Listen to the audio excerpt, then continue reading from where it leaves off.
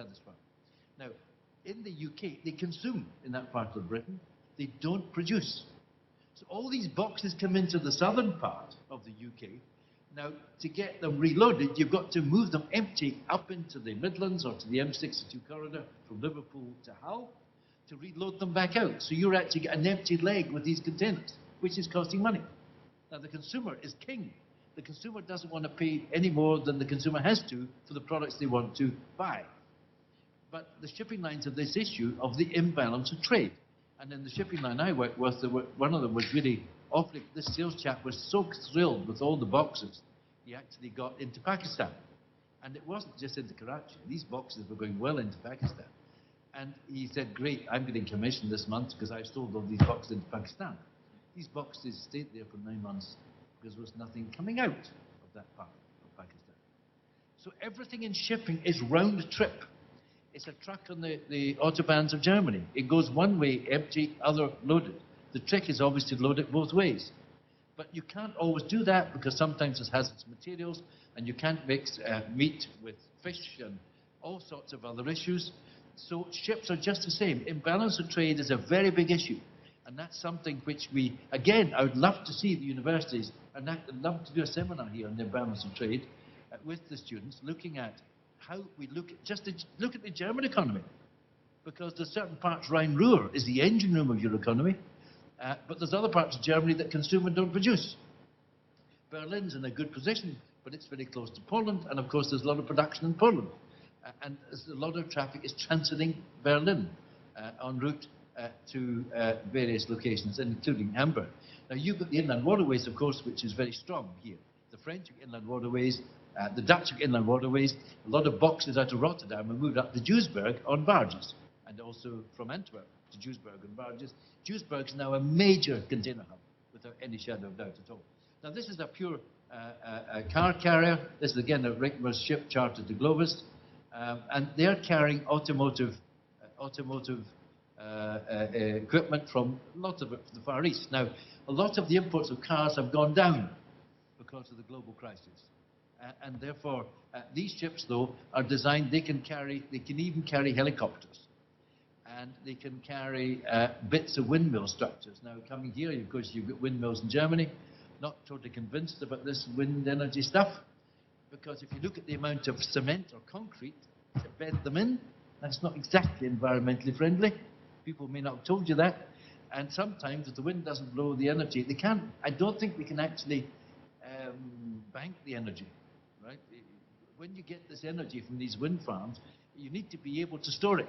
And I don't think that's really been totally understood yet. And there's some parts of Scotland that are putting up these things on the islands. And the cost I was given, whether it's accurate or not, to take energy from one of these windmilly things with so many tons of concrete to hold it up in the gales, it cost, they told me, almost £1 million per mile to take that energy to the area of consumption. Now, if they're going to use it locally, that makes sense. But to transship it further than that becomes very expensive. So I think there's a big debate to be had on wind energy, for sure. And again, that's where I think there's a big role for students to play. Now, there's your pure purpose-built car carrier, and that is very much a common feature, but a lot of them have been laid up because of the current crisis. In fact, last time I was with you in Bremerhaven, the cars have been brought in from China, lots of them, but they didn't meet the EU crash test standards. So these cars were sitting in Bremerhaven for quite a long time. And actually, when you think about it, a car is actually a human thing. If you don't keep moving it, the tires actually become defective. The whole car, if it's not moved or used, becomes defective. So you let your car for a month, as I did, and didn't get someone to drive it for me as on the ship. I ended up with a brake problem because I hadn't used it in that month. Now, anyway, these cars were sitting here, cannot be used in Europe. And, so what the end result of all these cars, they look like rovers to me, I don't know. But these are all the things you've got to think about in the legislative environment too when you're shipping things. Another picture of the Maersk, that's a Rickmer's ship, chartered to Maersk. Maersk chartered lots of the ships in, by the way. Now, actually, I put this in just because I wanted to get across some of the aspects of storing. I gave a lecture on a cruise ship recently because when the passengers go on for the cruise, yes, they're told at the end of the cruise how many potatoes you consumed and how many tons of caviar, well, tons, ounces or kilos. But anyway, I went into the storerooms, I went round the storerooms, and I also went into the engine room, and I was lecturing to the passengers on things they just took for granted. Because, you know, bananas, take bananas. When you think about it, if you put ripe bananas on a ship that's going to be at sea for 3 weeks or a month, these bananas are not going to be very good 2 weeks after you left port. So you've got to bring on bananas which are not yet ripe. You've got to bring bananas that are for the first week and ones that are not yet ripe for the second or third week. So the whole issue of perishables on ships is very sophisticated. And actually, when you start to look at a fridge, you've got fridges obviously in your apartments, you just take the fridge for granted. Now, if you open the door of the fridge, the temperature will drop. Now, you did that in a cruise ship with 2,000 passengers serving 6,000 meals a day, plus the crew, which is another 1,000, 8,000 meals a day. If you open the door and the temperature drops, you've got the neurovirus disease and all sorts of other things that can happen on ships. So there are special fridges on ships. When the door is opened, the temperature doesn't drop. And the fridges are checked every 4 hours by the sanitation officer to make sure that the food stuffs are absolutely in perfect condition.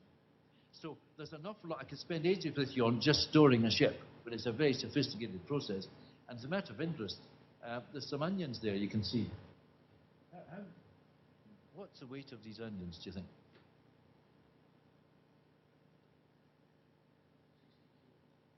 60 kilos? No, we're a wee bit out. Actually, it's 900, believe it or not. That is 900 kilos of onions. And I had another one that was a ton of onions, a ton of carrots. And it was quite fun when I introduced this to the passengers. They came up with some very interesting stories. But you consider, though, the sheer volume of feeding 8 people with 8,000 meals a day. That, as a management exercise, is a colossal undertaking. So we're going to be doing some work in cruise shipping with NMU, and I've interviewed a lot of captains, and I've interviewed hotel directors, and I'm getting a pretty good understanding of some of the issues involved in running one of these things. Now, this is in the wrong order, but nevertheless, we'll do it now. Why is the ship called She? A ship is called a She because there is always a great deal of bustle around her. There is usually a gang of men about. She has a waist and stays. It takes a lot of paint to keep her good looking. It is not the initial expense that breaks you, it's the upkeep. She can be all decked out, but it takes an experienced man to handle her correctly. And without a man at the helm, she is absolutely uncontrollable. She shows her top sides, hides her bottom, and when coming into port, always heads for the bows. Now, a bit of fun, but actually, of course, in Russia, ships are men, they're he's. They're not she's. Northern Europe here, Germany is she's, but Russia and East Europe is he's. Now, these are the International Code of Flags. Now, this is a couple of pictures. That was in the wrong order, but it doesn't matter. I took this in the Panama Canal. I was coming in a ship into the locks there. Now, Panamax, there's one. There's the lock's length at 304 meters LOA, length overall, and the beam 33. Now, that is the ship ahead of us. And having been through the Panama Canal, it's just a wonderful experience. Now, when do you wish me to cease?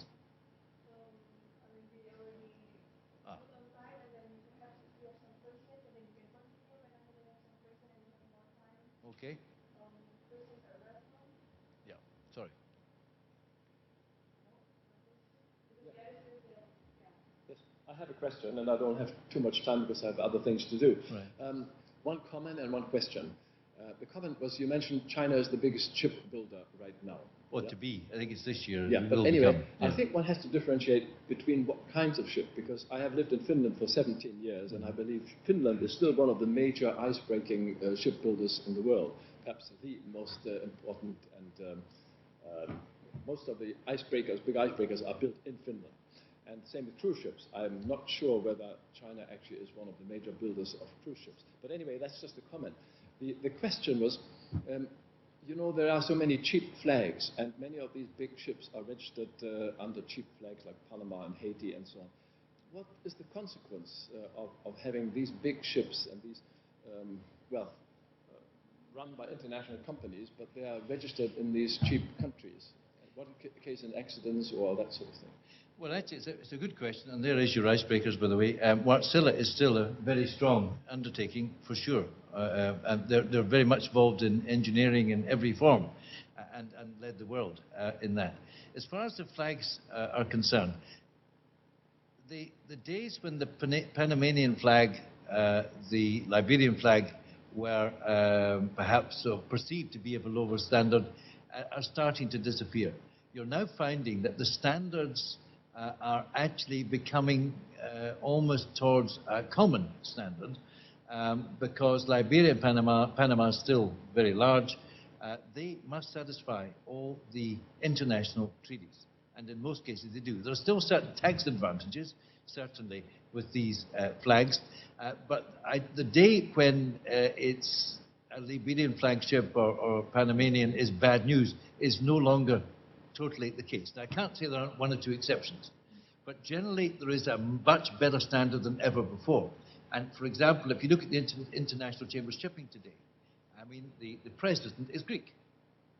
And the standard of tonnage in Greece in tankers is just about as high as it gets in the world. The Greek fleets are very sophisticated and very well managed. There are still probably some older vessels, but the international standards have increased immeasurably over the years.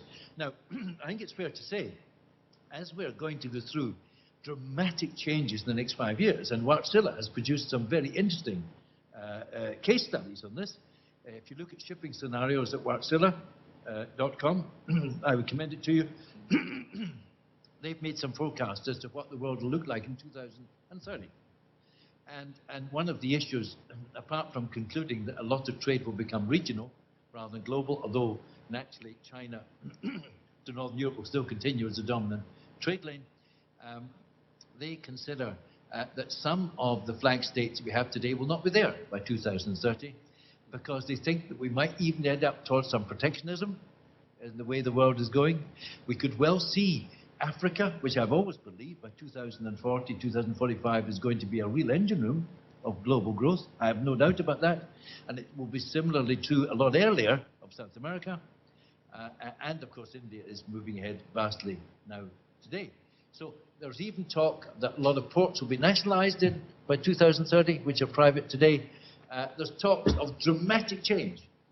And I think you'll see with IMO and the standards they're imposing, you'll see an improvement to standards. But yes, some of the flags, you've got the Marshall Islands, you've got the Cayman Islands, you've got Bermuda, you've got the Bahamas. Bahamas, yeah. And the Bahamas flag, the ship I was just came off a little while ago, was Bahamas flag. And they're going to transfer that flag to Malta. Now, the reason they change is probably fiscal, but the standards that they have, the flag state lays down the jurisdiction. Now, one of the biggest issues, which I'd like to spend a little time on, is piracy. We have a big issue with piracy in the Indian Ocean. And the reason for that, of course, is that Somalia is a failed state. And the international fishing fleets literally raided their waters and denied the Somalis a living. Now, we've got serious problems with piracy. And one of the issues is that when it comes to what to do about it, the ship